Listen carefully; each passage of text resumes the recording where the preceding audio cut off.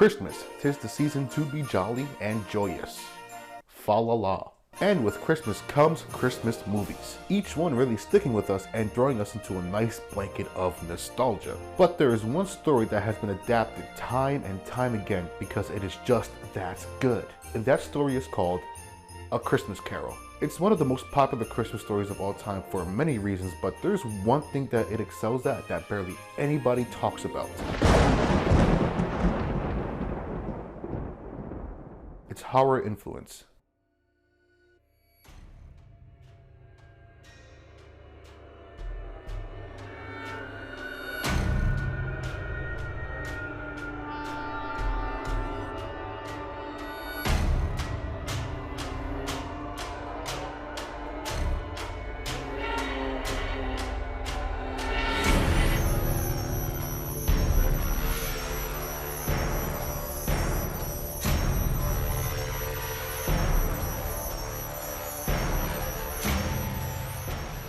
Well, let's get into it.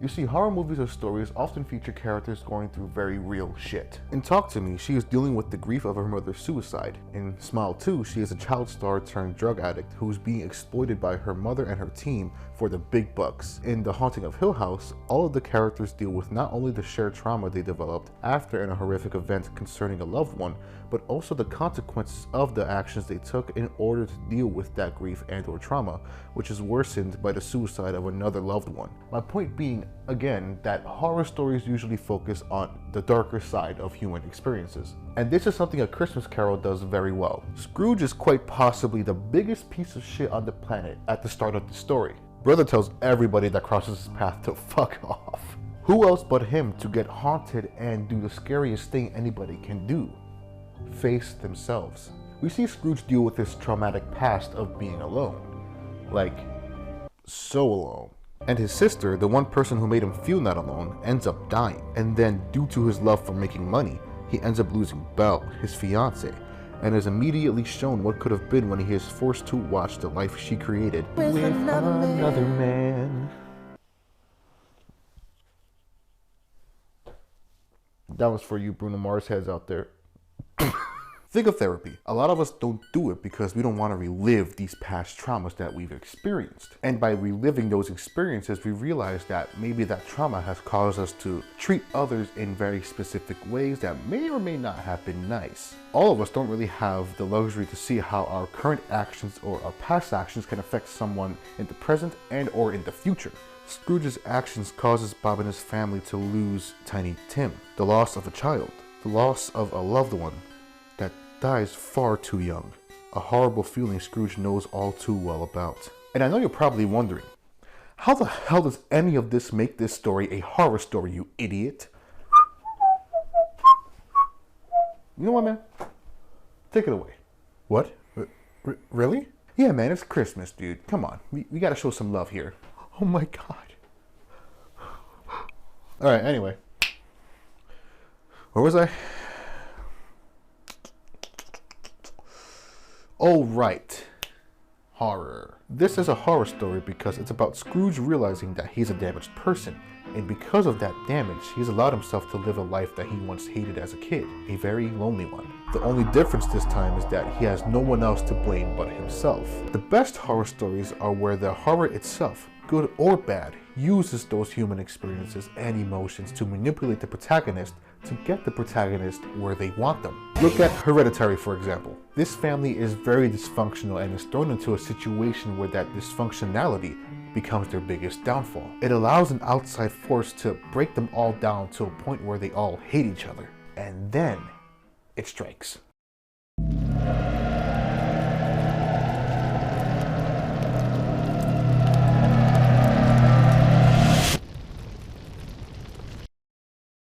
In A Christmas Carol, the horror or the entity that manipulates Scrooge are the ghosts. Except they use those human experiences and emotions that Scrooge has to scare him into becoming a better person. With that in mind, I came across this article by David Winter where he kind of explores how horror movies are made. And when it came to talking about themes in horror movies and or stories, he says, quote, "From classic monster tales like Dracula to modern blood-soaked thrillers and urban horror, many elements make up the horror genre.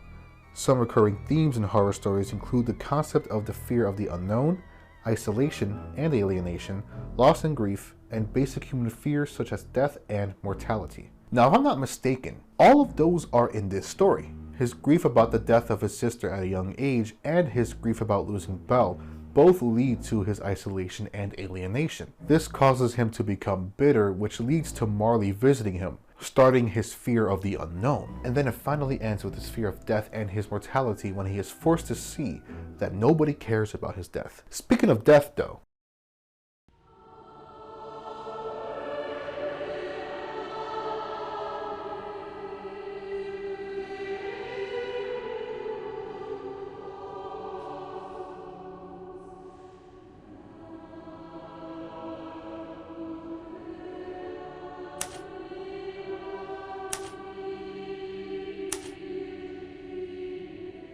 Marley was dead to begin with.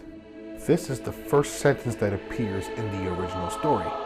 Death isn't exactly a hidden or low-key theme in this story. In fact, it's all up in our grills. Death is pretty important to any horror story as it is usually the driving factor of said story and or is the grim fate that one and or more characters will face. But the concept of death itself isn't one that a lot of us can really process. Some of us believe that there's an afterlife such as your boy, and others believe that there isn't anything after death. What I'm trying to say is that the fear of the unknown is what makes death so scary.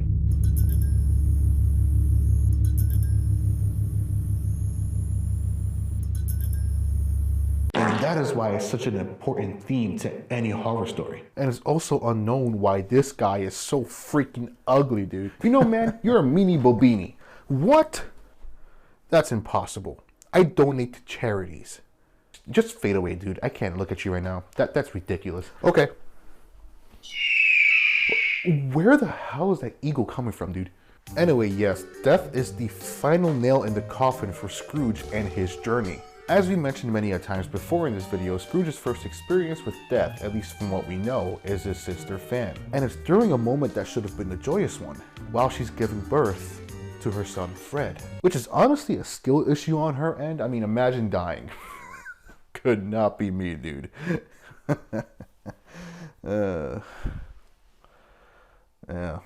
Fan was somebody who Scrooge loved a lot, and this particular memory of her is meant to remind him of how it feels to be loved and the warmth and cozy, sick-ass vibes that come with that. And in her death came the decline of Scrooge's awesome vibes. But this memory of Fan is also used to remind Scrooge that Fred is all that he has left of Fan, and that he should try and get close to him because of that.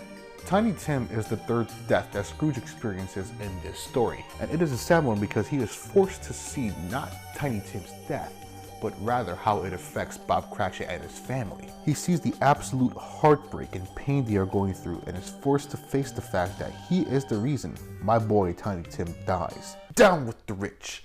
Down with the rich! It's high time we take over the world.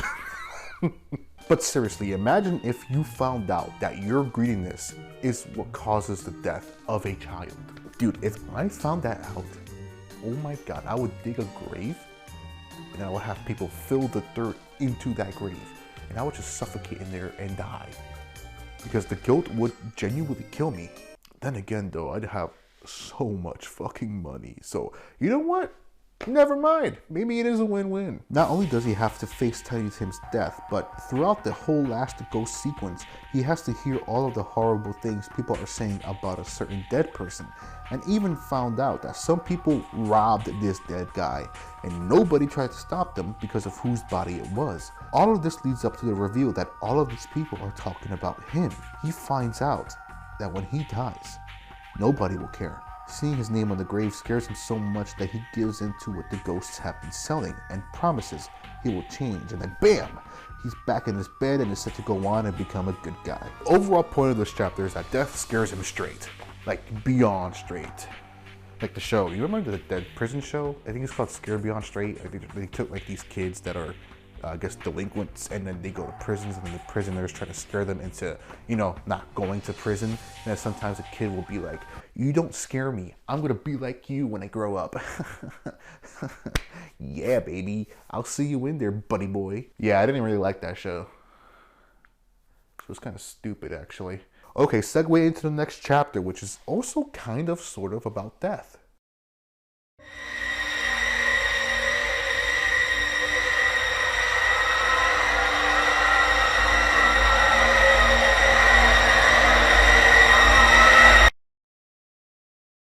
The moment y'all been waiting for. The ghosts. All four of them serving a very important purpose to Scrooge's journey into, you know, his final form.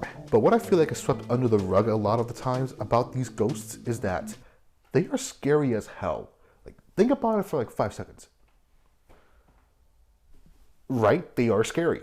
Let's start with Marley. This dude is covered in heavy ass chains and has to carry around these heavy ass chests. This is especially shocking to Scrooge because this is somebody that he knew. This was his business partner and potentially a friend. It's kind of implied. I'm not, you know, regardless of what their relationship was, he knew who he was. And the worst part about that is that this somebody that he knew who died is not resting in peace. This dude looks like he's struggling just a tiny tad bit.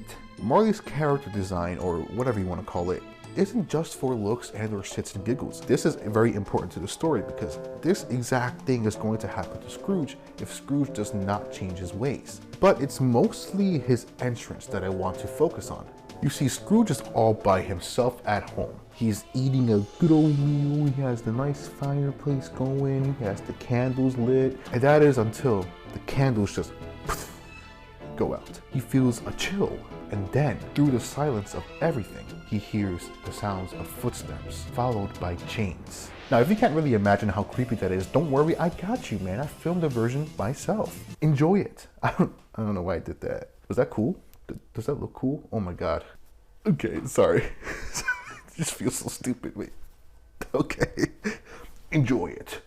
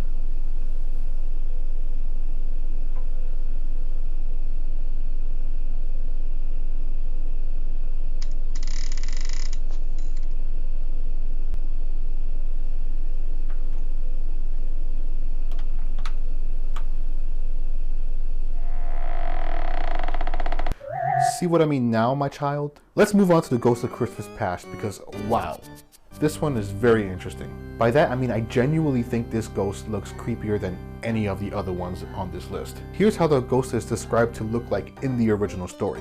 Quote, a strange figure, like a child, yet not so like a child as like an old man, viewed through some supernatural medium which gave him the appearance of having receded from the view and being diminished to a child's proportions.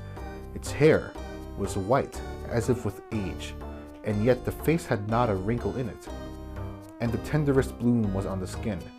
The arms were very long and muscular, the hands the same, as if its hold were of uncommon strength. Its legs and feet, most delicately formed, were, like those upper members, bare. In other words, this thing seemed to be a thing of nightmares. Somehow it looks both old and young while also being the size of a child but having the arms of a grown-ass man. Like, what is this thing supposed to be? Obviously, since it's the ghost of Christmas past, it's supposed to represent all of Scrooge's past, from his youth to pretty much his yesterday. Unfortunately, the only images I can find aren't really 100% accurate to what this book describes, but the Muppets got pretty darn close to it. I feel like I captured the uncanny nature surrounding this ghost perfectly. But going forward, if we ever had any more Christmas Carol adaptations, I would love if we can start trying to go for lore accurate Christmas past. But we'll see.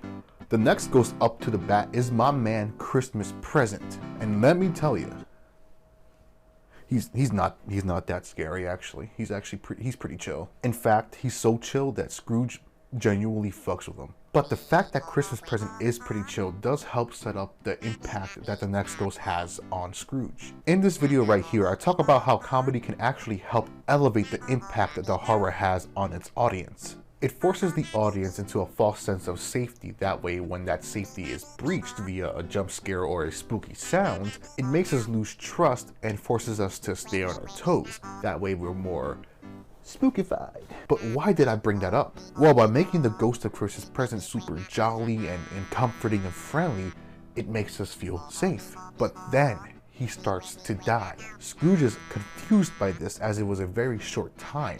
And Christmas Present is all like, yeah, ain't time short? And Scrooge is all like, yeah, I guess it kinda is, huh? Damn. Then the ghost dies or fades away, and then immediately after, we are met by this. The ghost of yet to come, aka death. The Grim Reaper has always been a popular depiction of death itself, so why not focus on the fact that in the future or yet to come, we all face the same end no matter what. Now, we already went into why death is important for Scrooge's transformation, so let's just focus on the entity itself. Death is hella quiet the entire time. It literally forces Scrooge to explore the world around him after his death, actively making him put together the pieces that Scrooge's death is essentially a good thing for many people. Death just points, and if Scrooge has any questions, Death just points. What's even creepier about this scene is that Death is quite literally lingering over Scrooge this entire time, almost taunting him that if he doesn't change, he will be meeting with Death real soon. He will suffer for eternity. But he doesn't need to say anything. In fact, he just watches until Scrooge finally gets the point. But it kind of makes you wonder, what if he's watching one of us right now, and we just don't know it?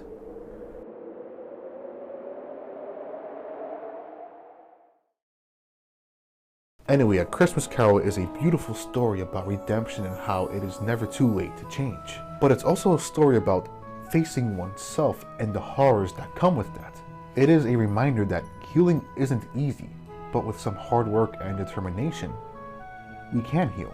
And we can use those painful experiences to better ourselves and show kindness and love to others. Just like what my boy Tiny Tim says, God bless us, everyone. Hey, it's me from January 13th, 2025, way after Christmas. Anyway, thank you so much for watching this video. The fact that you made it to this point is insane to me and it means so much to me. Again, thank you. Please leave a like and share with your friends, family, whoever you love, okay? It helps me out so much, you have no idea, and it's free. Why not? You know, just why not? And please subscribe and hit that notification bell if you want to keep up with my videos. As you can see, don't really upload a lot, so that bell will definitely be helpful. And with that being said, Merry Christmas, Happy Holidays, Happy New Year in January. Alright, I'll see you guys later. Bye bye.